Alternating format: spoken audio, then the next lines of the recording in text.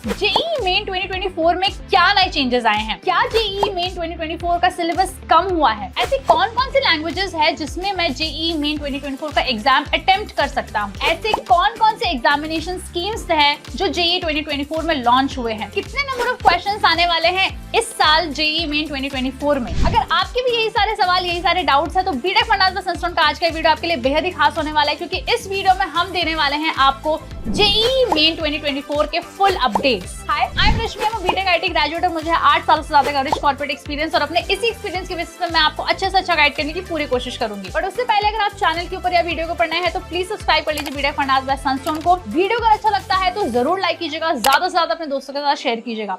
बिना किसी देरी के चलिए शुरुआत करते हैं जेईई मेन 2024 के फुल अपडेट्स के इस वीडियो को।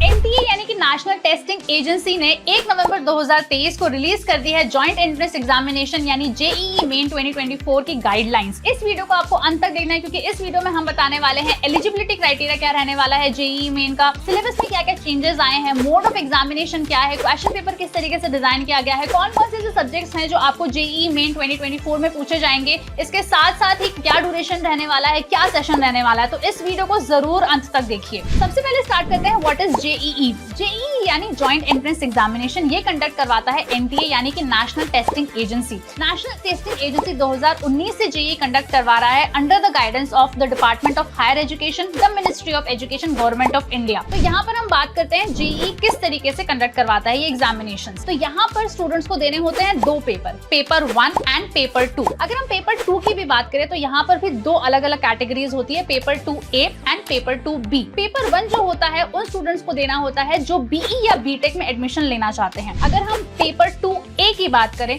तो ये उन स्टूडेंट्स को देना होता है जो बी आर्ट्स यानी कि बैचलर ऑफ आर्किटेक्चर करना चाहते हैं। अगर हम पेपर 2B की बात करें तो ये उन स्टूडेंट्स को देना होता है जो बी प्लानिंग यानी कि बैचलर ऑफ प्लानिंग करना चाहते हैं। इस वीडियो में हम पेपर 1 ऑफ जेईई मेन के बारे में बात करने वाले हैं, which is totally dedicated for all दो स्टूडेंट्स जो इंटरेस्टेड हैं बीई या बीटेक एडमिशन के लिए। जेईई मेन का जो पेपर है ये एक तरीके से एक्ट करता है as a preliminary paper for JEE advance, यानी कि जेईई एडवांस देने के लिए आपको जेईई मेन को क्लियर करना जरूरी है। जेईई एडवांस उन बच्चों को देना होता है जो आईआईटी में एडमिशन लेना चाहते हैं for undergraduate engineering program such as BE और बीटेक। पेपर 1 जो होता है ये 2 सेशंस में होता है, सेशन 1 एंड सेशन 2। सेशन 1 और सेशन 2 देना कंपलसरी नहीं है, यानी कि स्टूडेंट्स पेपर सेशन 1 में भी अटेम्प्ट कर सकते हैं या सेशन 2 में भी अटेम्प्ट कर सकते हैं, या सेशन 1 एंड सेशन 2 दोनों में भी अटेम्प्ट कर सकते हैं। सेशन 1 एंड सेशन 2 ये 2 अलग अलग सेशंस एनटीए की तरफ से इसीलिए रखे गए हैं क्योंकि इसमें कई सारे बेनिफिट स्टूडेंट्स को मिलते हैं। सेशन 1 में अगर आप अपना एग्जामिनेशन देते हैं तो उसके बहुत ज्यादा फायदे हैं, जैसे कि सेशन 1 में आपको एग्जामिनेशन पैटर्न समझ में आता है, आपको टाइम मैनेजमेंट समझ में आता है, आपको ये समझ में आता है कि कौन से ऐसे सेक्शन है जहां पर आप अच्छा परफॉर्म कर रहे हैं, कहां पर आपको और परफॉर्म करने की जरूरत है। इससे आपको एक ओवरऑल कंफर्ट जो है वो मिल जाता है जेईई एग्जामिनेशन को अटेम्प्ट करने का। दूसरा फायदा ये है कि सेशन 1 और सेशन 2 क्यों रखे गए हैं, वो ये कि सेशन 1 को अगर आप अटेम्प्ट नहीं कर पाते हैं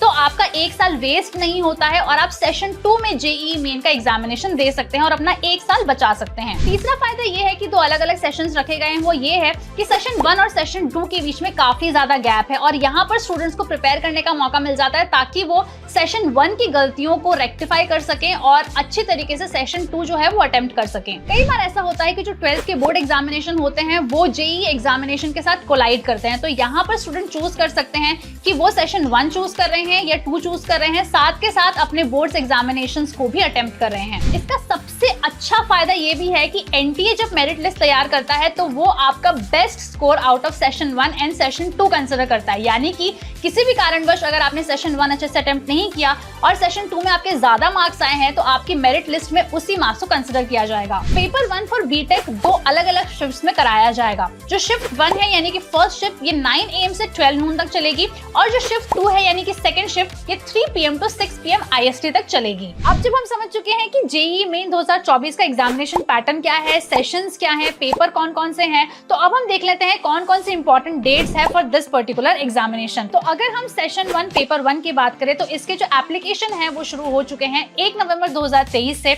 और ये आप कर सकते हैं 30 30 नवंबर 2023 रात के 9 बजे तक। रजिस्ट्रेशन की जो एप्लीकेशन फी है ये आप भर सकते हैं 30 नवंबर 2023 रात के 11:50 PM तक। सेशन 1 पेपर 1 जो है उसका एग्जामिनेशन 24 जनवरी से 1 फरवरी 2024 के बीच में होने वाला है और इसका एग्जामिनेशन रिजल्ट जो है वो आउट होगा 12 फरवरी को। अगर हम सेशन 2 की बात करें पेपर 1 की, तो इसके रजिस्ट्रेशन शुरू होने वाले हैं 2 फरवरी 2024 से और ये चलते रहने वाले हैं 2 मार्च 2024 तक। जो एग्जामिनेशन है वो कंडक्ट होगा 1 अप्रैल से 15 अप्रैल के बीच में और इसका जो रिजल्ट है वो आउट होगा 25 अप्रैल को। अगर स्टूडेंट सेशन 1 एंड सेशन 2 दोनों के लिए अपीयर करना चाहते हैं तो उसके लिए उनको इंडिविजुअली दोनों एग्जामिनेशन की फी पे करनी होगी। अगर हम जनरल कैटेगरी के मेल स्टूडेंट्स की बात करें तो इसकी एग्जामिनेशन फी है 1000 रुपीज और अगर हम जनरल कैटेगरी की फीमेल्स की बात करें तो इसकी एग्जामिनेशन फी है 800 रुपीज। स्टूडेंट्स को एप्लीकेशन फी के ऊपर कंसेशन मिल जाता है अगर वो थर्ड जेंडर से बिलोंग करते हैं या इकोनॉमिकली वीकर सेक्शन से बिलोंग करते हैं, अगर वो पर्सन्स विद डिसेबिलिटी है या वो reserve category such as SC, ST, OBC, non criminal से बिलोंग करते हैं। अब हम बात करते हैं एलिजिबिलिटी क्राइटेरिया की। तो अगर हम JEE मेन 2024 के एलिजिबिलिटी क्राइटेरिया की बात करें तो यहाँ पर एज की कोई लिमिट नहीं है, यानी कि आपकी कोई भी एज हो सकती है, आप JEE अटेम्प्ट कर सकते हैं। पर इसके लिए जो दूसरी कंडीशन है वो है ये है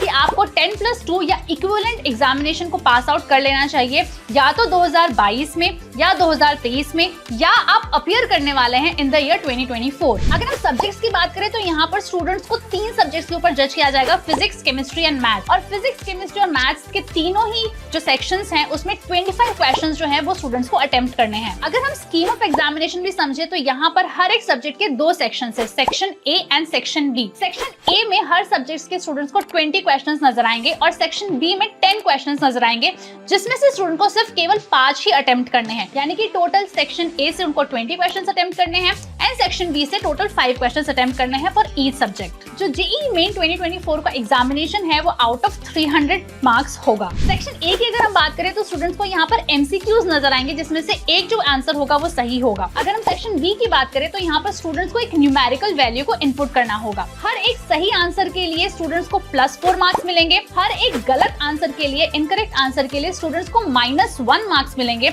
और अगर स्टूडेंट्स कोई क्वेश्चन अटेम्प्ट नहीं करते हैं तो उसके लिए उन्हें 0 मार्क्स मिलेंगे। अगर हम लैंग्वेजेस की बात करें तो यहाँ पर स्टूडेंट्स को रीजनल लैंग्वेजेस का बहुत ज्यादा फायदा मिल सकता है, क्योंकि JEE मेन 2024 13 इंडियन लैंग्वेजेस में हो रहा है, including Urdu, Hindi, English, Kannada, Malayalam, Telugu, Tamil, Assamese, Bengali, Marathi etcetera. अगर हम स्कीम ऑफ एग्जामिनेशन की बात करें तो यहाँ पर ये कंप्यूटर बेस्ड टेस्ट है, जिसके लिए स्टूडेंट्स को कंप्यूटर के सामने रहना होगा और multiple choice question based answers जो हैं वो देने होंगे। स्टूडेंट का सबसे इंपॉर्टेंट सवाल और सबसे बड़ा सवाल है कि सिलेबस क्या है 2024 JEE मेन का। तो यहाँ स्टूडेंट्स को बहुत ज्यादा खुश हो जाना चाहिए, क्योंकि सिलेबस 2024 JEE मेन का रिड्यूस हो गया है और कुछ टॉपिक्स जो हैं physics, chemistry and maths subject से रिमूव कर दिए गए हैं। तो इसका जो कंप्लीट सिलेबस है ये ऑफिशियल वेबसाइट ऑफ JEE पर आप जरूर देख सकते हैं। यहाँ पर हम डिस्कस करते हैं कौन कौन से टॉपिक्स है जो एलिमिनेट कर दिए गए हैं फ्रॉम ईच सब्जेक्ट। अगर हम फिजिक्स की बात करें तो communication systems and experimental skills के कुछ टॉपिक्स जो है वो रिड्यूस कर दिए गए हैं JEE मेन 2024 में। अगर हम केमिस्ट्री की बात करें तो chemistry in everyday life, hydrogen, S block elements,